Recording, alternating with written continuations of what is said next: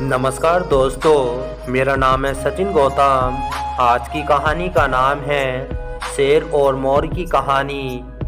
एक बार एक जंगल में एक शेर अकेला बैठा हुआ था।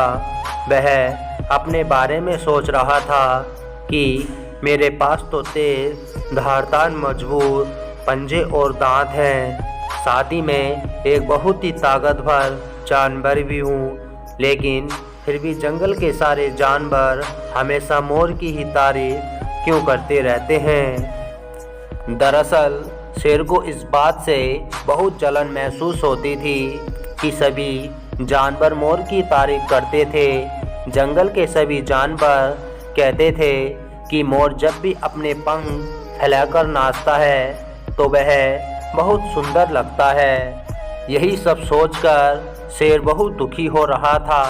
मैं सोच रहा था कि इतना ताकतवर होना और जंगल का राजा होने पर भी कोई उसकी तारीफ नहीं करता है, ऐसे में उसको इस जीवन का क्या मतलब है। तभी वहाँ से एक हाथी जा रहा था। वह भी काफ़ी दुखी था। जब शेर ने उस दुखी हाथी को देखा तो उससे पूछा, तुम्हारा शरीर इतना बड़ा है और तुम ताकतवर भी हो, फिर भी इतने दुखी क्यों हो? तुम्हें क्या परेशानी है? दुखी हाथी को देखकर शेर ने सोचा कि क्यों ना मैं इस हाथी के साथ अपना दुख बांट लूं।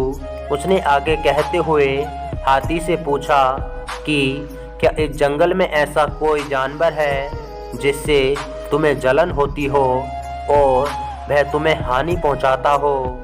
शेर की बात सुनकर हाथी ने कहा, जंगल का सबसे छोटा जानवर भी मुझे जैसे बड़े जानवर को परेशान कर सकता है।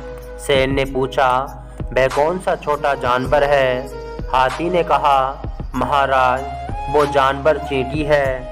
हाथी ने कहा, महाराज वो जानवर चींटी है, वह इस जंगल में सबसे छोटी है, लेकिन जब भी वो मेरे कान में घुसती है तो मैं दर्द के मारे पागल हो जाता हूँ।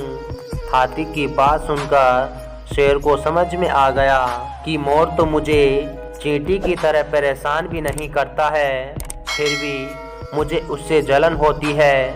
ईश्वर ने सभी प्राणियों को अलग अलग खामियां और खूबियां दी, इसी वजह से सारे प्राणी एक जैसे ही हैं, ताकतवर या कमज़ोर नहीं हो सकते।